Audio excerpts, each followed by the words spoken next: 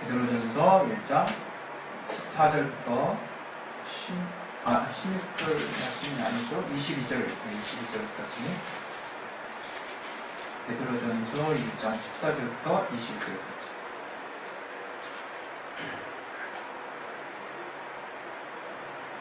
네, 우리 같이 찾으셨으면 같이 한번 합독하도록 하겠습니다. 시작.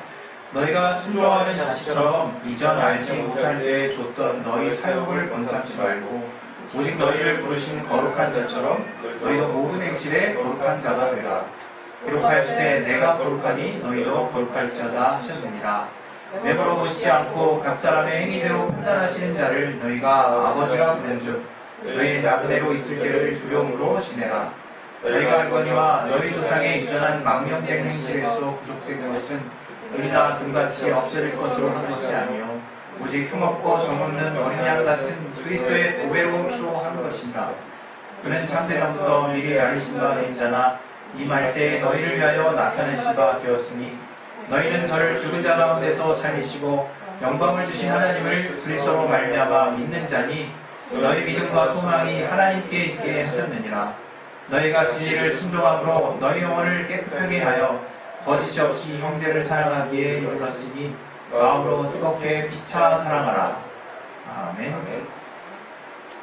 오늘 또 이 말씀 통해서 하나님이 우리 각자의 삶에 또 우리의 지경에 또 교회에 주신 말씀으로 하나님이 들을 수 있도록 들을 귀를 알게 해주시고 마음밭을 열어달라고 우리 또 기도하겠습니다. 하나님 아버지, 우리에게 또 하나님을 주시는 말씀 통해서 우리가 또 하나님의 말씀을 깨달을 수 있도록 도와주시옵소서. 아버지, 역사해 주시옵소서. 아버지, 주여 성령으로 충만하게 주시고 아버지 도와주시되 주시옵소서. 주님, 우리 가운데 역사하시는 귀한 인도하심을 따라 우리가 정말 그 말씀에 깨어날 수 있도록 도와주시옵소서. 감사하며 예수 이름으로 기도했습니다. 아멘.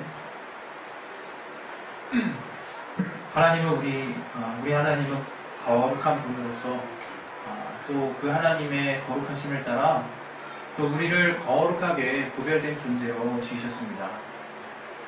하나님이 우리가 익히 아는 바와 같이 우리를 사람을 흙으로 지으셨다라고 말씀하셨죠. 그리고 이어서 또 그 코에 생기를 불어넣어서 사람이 생명이 되게 한지라라고 말씀하고 있습니다. 그래서 사람이 이제 단순하게 사람으로서의 기능을 다하는 그 사람의 어떤 기능 외에 또 영적으로 살 수 있는 존재로 우리를 지으셨습니다. 그래서 우리가 이전보다 다른 차원의 어떤 삶을 살 수 있는 자격이 이제 부여됐고 그런 능력이 생겼다는 것을 우리가 잘 알아야 되는 것입니다. 하나님이 우리로 모든 만물에게는 어떤 생존의 본능을 주셨죠. 그래서 저들의 수명을 따라 저들이 각기 하나님이 만들어 놓으신 어떤 삶의 어떤 메커니즘을 따라서 각자의 생을 잘 유지할 수 있도록 하셨어요. 그것은 피조물인 우리 인간도 마찬가지입니다. 그러나 더불어서 하나님이 우리에게 또 부여하신 또 삶의 목적이라고 그럴까요? 그것은 바로 구별된 존재라는 거예요. 바로 우리가 하나님이 그분의 뜻을 따라서 거룩하게 구별된 존재로 지음받았다고 하는 이 사실이 바로 우리가 이 땅의 삶을 살면서 왜라고 하는 질문에 대해서 내가 대응할 수 있는 또 대답할 수 있는 분명한 또 이유가 되는 것입니다. 우리가 이제 삶을 살다 보면 이제 이 땅의 삶을 저는 이제 사람마다 다양하게 정의할 수 있겠지만 정말 살기 위해서 사는구나 또 이렇게 또 생각될 때가 있어요. 그때는 아마 조금 내 삶에 여유가 없고 더 볼 수 있는 어떤 상황들이 좀 막혀 있을 때 내가 더 이상 볼 수 있는 게 없구나, 나는 살기 위해서 사는 거 아닌가, 이런 생각이 들 때가 있어요. 그런데 조금 이제 나의 어떤 상황들이 호전이 되고 내 어떤 주변 환경이 좀 바뀌어 나가면 곧바로 내 안에 들어오는 생각은 내가 어떻게 하면 더 잘 살 수 있을까, 이제 그 생각을 하거든요. 그 생각은 제가 평생을 살면서 단 한 번도 이렇게 내려놔진 적이 없는 것 같아요.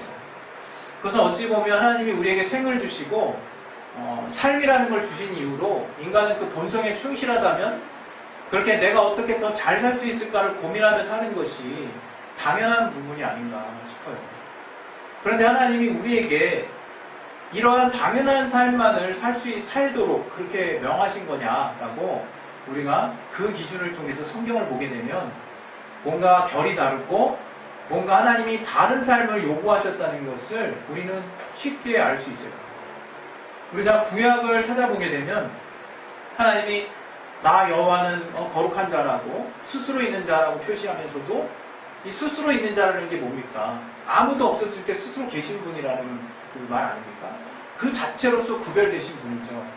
그래서 명확하게 구별된 거룩하신 분이죠. 근데 그분이 우리로 하여금 그분만 거룩하신 것이 아니라 우리 인류 중에 이스라엘을 어떤 선별적으로 택하셔서 상징적인 의미라고 볼 수 있는데요. 그들 가운데 거룩한 삶을 요구하셨다는 거예요. 우리 레위기 11장에 보면요. 우리가 거룩한 것과 가증한 것에 대한 그 음식물들에 대한 정의가 나와요. 우리 잠깐만 한번 볼까요? 우리 레위기 11장 한번 보겠습니다. 레위기 11장. 여기 우리 11장 보시면 우리 첫 시작이 어떻게 나옵니까? 첫 시작이 여호와께서 모세와 아론에게 고하여 그들에게 이르시되 이스라엘 자손에게 고하여 이르라 육지 모든 짐승 중 너희의 먹을 만한 생물은 이러하니 이렇게 하면서 이제 시작을 하거든요. 그러면서 계속해서 먹을 수 있는 것과 부정한 것 하나님 보실 때 가증한 것, 부정한 것들에 대해서 계속 말씀하고 있습니다. 이 11장에 보면. 근데 여러분이 여기서 우리가 집중해야 될 게 있는데요. 우리의 지금의 신앙생활의 기준이요. 참 모호하고 일관성이 없다는 것을 말씀드리려고 하는 거예요. 뭐냐면 이 음식 중에 여러분 추어탕이 들어가 있는 거 아십니까? 추어탕. 또 이 음식 중에 우리가 그렇게 잘 먹는 삼겹살이 들어가 있는 거 아십니까? 베지터리언 채식주의자는 나는 그런 거 안 먹는다. 그 사람들은 채식을 하기로 작정했기 때문에 그 신념에 따라 움직이는 거지 이 율법을 지키고 안 지키고 그런 관심을 가지는 게 아니겠죠. 그런데 어찌됐건 우리 대부분의 인류가 어떤 특정한 종교에 의해서 이렇게 뭔가 그 많은 자들을 빼고는 지금 사실 아무도 삼겹살을 먹는 거 가지고 기독교인 보고 삼겹살을 먹는 기독교인 보고 잘못됐다라고 말하는 사람은 없어요. 또 추어탕을 먹는 기독교인 보고 잘못됐다고 말하는 사람도 없죠. 또 이제 지금은 많은 이제 논란이 있지만 이제 우리 영양탕이라고 하는 그 전통적으로 뭡니까? 그것도 돼지와 마찬가지로 굽이 없죠. 되새김질도 안 하죠. 돼지는 굽이 있지만 되새김질을 안 하죠. 소는 굽이 있고 되새김질을 합니다. 그래서 소만 하나님이 허락하셨는데 분명히 하나님이 뭔가 뜻하신 바가 있을 거라고 생각은 해요. 저도.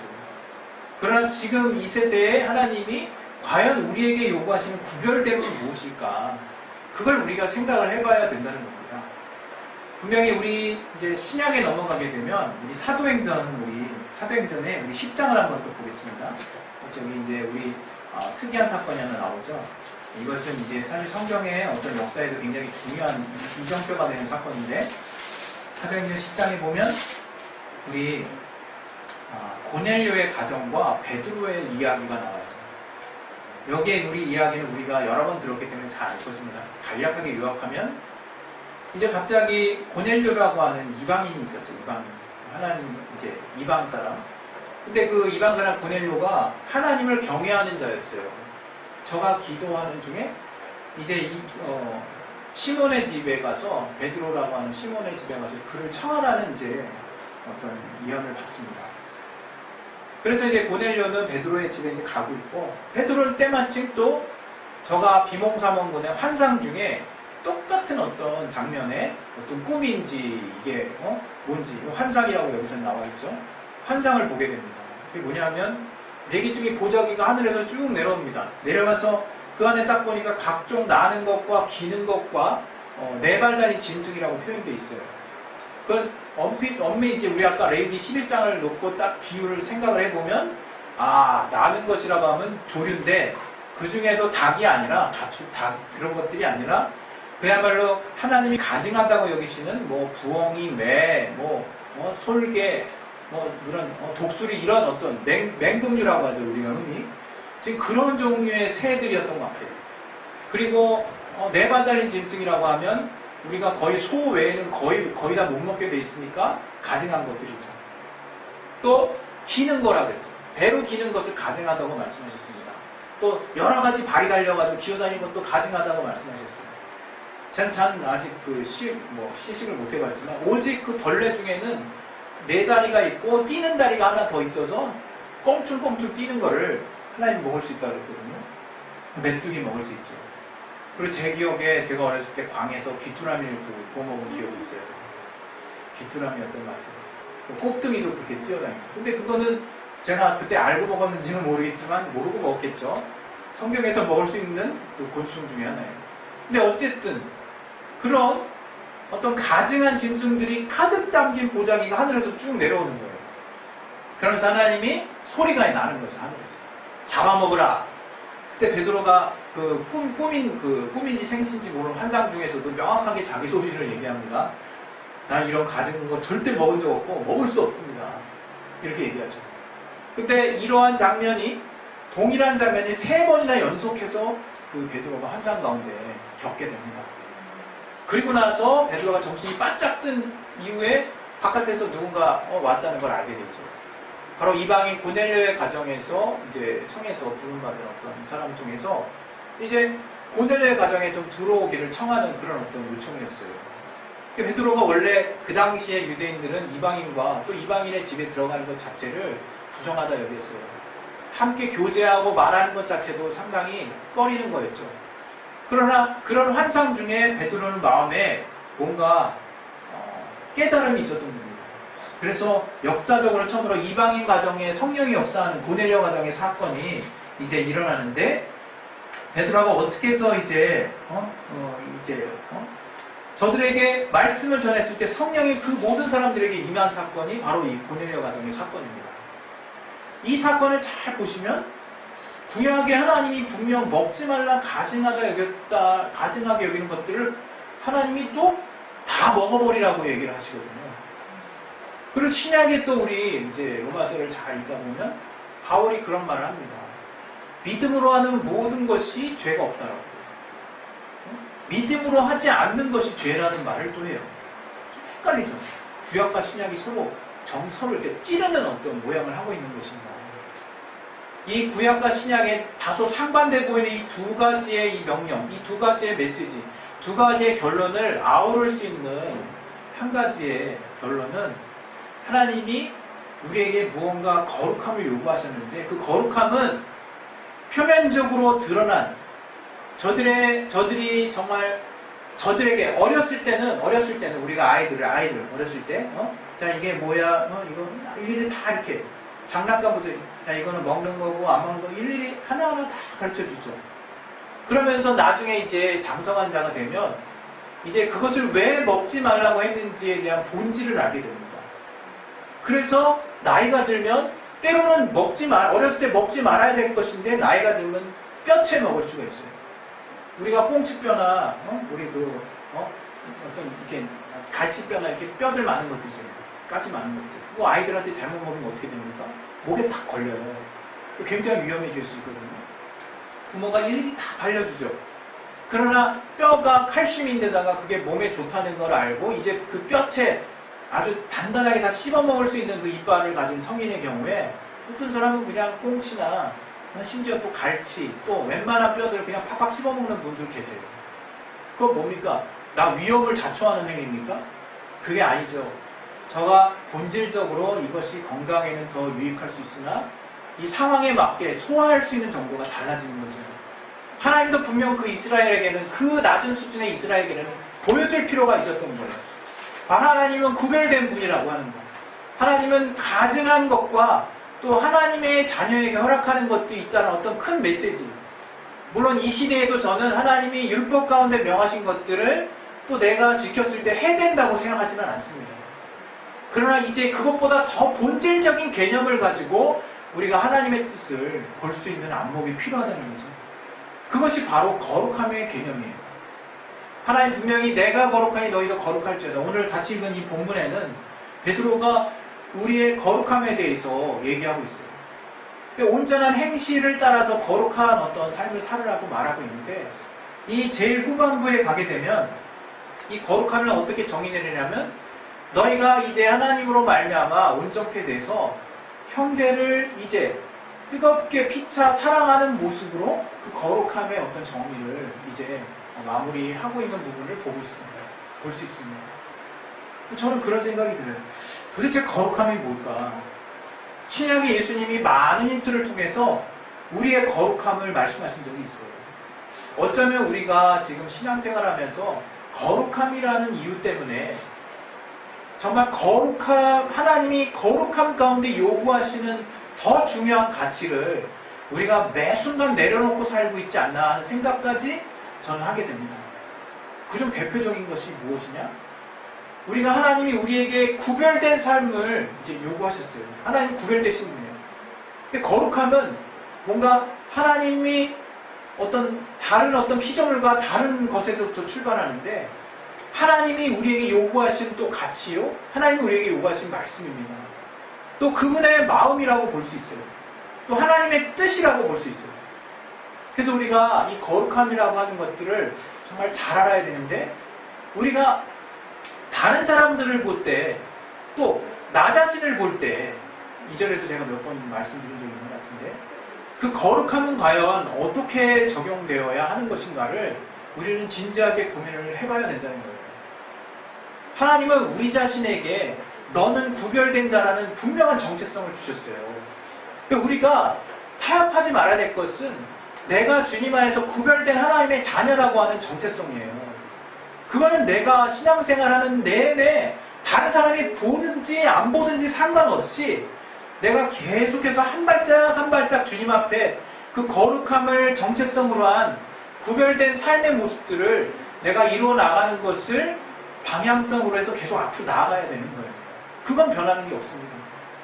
그러나 우리는 엉뚱하게 실이 우리의 이웃과 우리의 주변에 그 거룩함을 들이댑니다.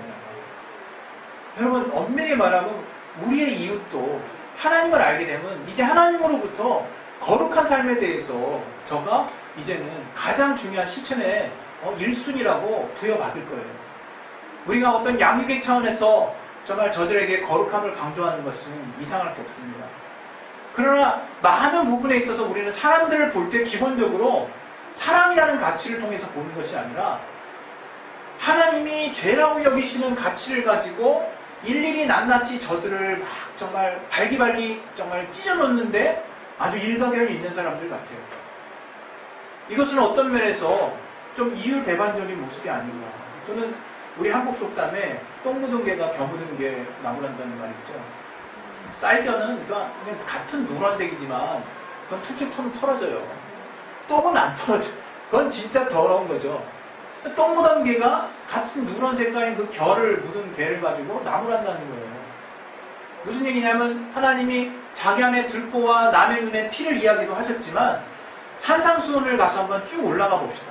올라가 보면 하나님이 그 당시 이스라엘 사람들의 전통적인 어떤 율법에 대한 하나님의 말씀을 지키는 어떤 전통적인 어떤 모습에 대한 상당한 반향을 일으킬 만한 말씀을 하세요. 뭐냐면 네 마음속에 형제를 미워하는 마음만 있어도 넌 살인한 자다 얘기하시고, 네가 음욕을 품기만 해도 너는 가늠한 자다 얘기를 하세요. 정말 그 말을 그 당시 이스라엘 어떤 백성들이 듣고 와, 이게 도대체 무슨 말인가 했을 것 같아요. 엄청나게 강력한 말씀이거든요. 이거는 우리 마음을 다 발기발기 드러내서 이제 그 마음속의 것까지 하나님이 지킬 것을 지금 명하시고 계시는 거예요. 얼마나 순간 확 뭔가 이건 굉장히 새롭다를 떠나서 얼마나 이게 뭐야 이게 하나님의 본래 뜻이었단 말이야, 이렇게까지 여기는 사람들이 있지 않았을까. 또 심지어 바리새인들이 결국 예수님과 늘 나를 세웠던 그 근본적인 이유에는 저들의 외식, 저들의 마음과 하나님을 섬기는 겉모습과 달랐던 외식을 지속적으로 지적하셨던 그 예수님을 향한 그 적개심이 원인 중에 가장 큰 부분을 차지하지 않았을까 싶어요. 다시 말하면 그 바리새인들은 그때 예수님이 오시기 전까지는 저들은 선한 자들이었어요. 훌륭한 자들이었어요. 인격적으로 종교적으로 존경받는 그룹이었어요. 그러나 예수님이 와가지고 독사의 자식들아, 회칠한 무덤, 이 외식하는 자들아, 아주 그냥 계속해서 저들을 비난하죠. 근데 저들이 실제로 우리가 아는 바와 같이 고르반하면서 부모에 대한 예우를 다하지 아니하고 그냥 하나님만 섬기는 것을 그냥 이게 다 그냥 쌤쌤이 됐다 이렇게 여기기도 하고, 실제로 그 당시 바리새인들과 많은 지도자들은 돈에 타락했고 많은 내면의 욕심에 정말 물들어서 하나님이 진정으로 마음속으로부터 보고자 원하시는 가치를 저들은 소홀히 여겼다는 것을 우리 곳곳에서 많은 곳을 볼 수 있습니다. 제가 이제 여러분들에게 드리고자 하는 말씀이 그거예요. 과연 거룩함이 무엇이냐? 그 거룩함은 우리가 육체적이고 외적인 어떤 성결을 궁극적으로 말하는 게 아니에요. 그것은 거룩함의 연장선에 있는 부분이 분명합니다. 분명히 거룩함의 연장선에 어느 곳에 있는 것이 분명해요. 그러나 거룩함의 본질은 내가 본래 거룩하게 지음받았다는 것에부터 출발하는 거예요. 그리고 죄를 지어서 내가 이탈했지만 이제 예수 보혈의 공로를 통해서 다시금 하나님의 자녀로서의 거룩함이 회복됐다는 게 우리의 두 번째 거룩함이고, 이제 진짜 하나님이 우리에게 요구하시는 거룩함은 이제 우리가 거룩한 삶을 살 수 있다라고 하는 자존감이 회복된 것들을 하나님이 우리에게 기대하시고 요구하시는 거예요. 그러면 그 거룩한 삶은 무엇이냐? 바로 오늘 같이 나눴던 본문처럼 이제 내 마음의 중심에서부터 다른 자들을 용서하고 사랑할 수 있는 능력이, 자격이 내게 비로소 생겼다는 것. 다시금 태초 시대 때처럼 내가 그렇게 다른 이들에 대해서 정말 이타적인 아가페적인 사랑을, 여기 사랑하라는 말씀은 아가페라는 단어가 쓰였습니다. 이타적인 사랑을 쓸 수 있는 존재로 다시금 새롭게 태어났다는 거예요. 우리는 그런 생각합니다. 내가 누군가를 사랑하려고 할 때 희생을 딱 떠올려요. 희생 맞죠? 틀린 거 없습니다. 그러나 그 개념의 이전에는 내가 무언가를 뺏긴다는 것을 생각해요. 내가 무언가를 뺏기거나 빼앗거나, 그것은 소욕이라고 하거든요. 소욕. 인간의 소욕. 본성에 따른 반응입니다. 그건 잘못된 거 아니에요. 그러나 본성에 따른 반응을 하나님이 우리에게 구별된 존재로 지으신 특성이 발휘되는 그런 부분으로 만드신 게 아니에요. 그것은 인간이면 누구에게나 있어요. 잘못된 게 아닙니다. 그러나 하나님이 그리스도인에게 궁극적으로 요구하시는 삶은 이제 예수로 말미암아 하나님의 자녀가 되게 하시고 성령으로 내 마음을 이제 지배하시기 시작하시면서 안 되었던 것들이 되게 하시는 거예요. 본성으로는 계속 거부하고 있지만 내 마음속에서는 긍휼한 마음이 일어나기 시작하고, 내 마음속에서는 용서하는 마음이 일어나기 시작하고, 내 마음속에서는 사랑하고자 하는 마음이 드디어 생겨나기 시작하는 것들을 하나님이 우리에게 거룩한 존재로서 기대하시는 거예요. 여러분, 거룩함은 위대한 겁니다. 그것은 온전한 사랑은 거룩한 자가 할 수 있는 거예요.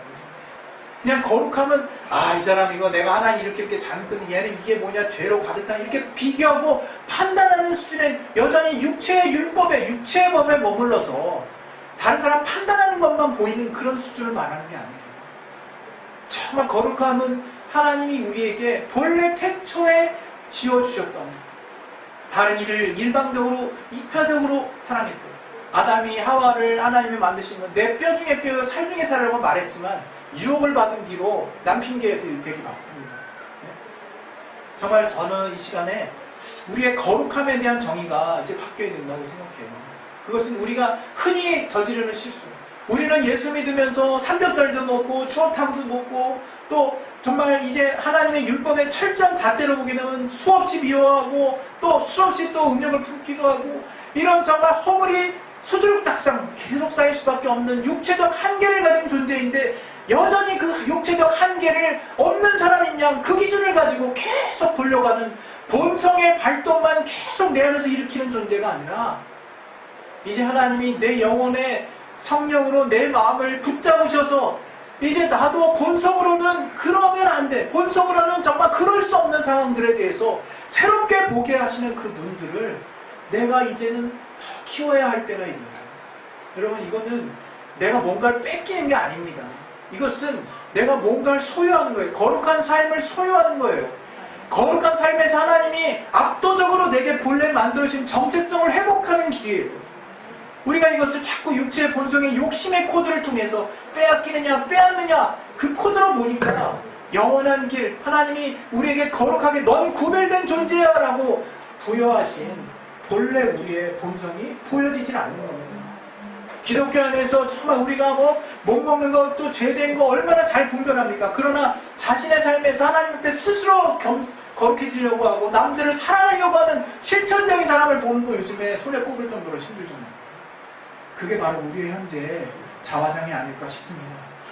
우리 시간 기도하겠습니다. 기도하실 때 아마 이게 누가 누구에게 이렇게 정말 하라고 하는 메시지가 아니겠죠. 저도 저에게 하는 메시지고, 정말 하나님이 내가 거룩하니 너희도 거룩할지어라 하는 것들이, 야 나는 거룩한 삶 살고 있으니 너는 왜 거룩하지 못하니, 이렇게 하는 말씀도 아닙니다. 거룩함은 나 자신에게 주신 말씀이요, 사랑하라는 내가, 거룩함을 아는 내가 거룩하고 구별된 존재가 돼서 하나님께 속한 가치들을 최우선에 여기고 하나님이 귀하게 여시는 뜻이 내 안에 품어져서 그 뜻을 가지고 내 주변을 그 이타적인 사람으로 볼 수 있는 능력이 되는 것입니다. 우리 시간에 하나님, 내가 정말 거룩한 자가 되었사오니 내가 육체의 본성을 정말 거스르는 성령의 본성을 따라, 성령의 충만함을 따라 하나님이 주신 그 마음을, 내가 소유하는 삶을 내 삶에 더 많이 끼칠 수 있도록 하나님 도와주시고 역사해달라고 우리 시간에 예수의 한번에서 기도하겠습니다. 예수요! 하나님 아버지, 우리가 주님 안에서 거룩하고 부끄러운 삶을 살 수 있는 자 되었사오니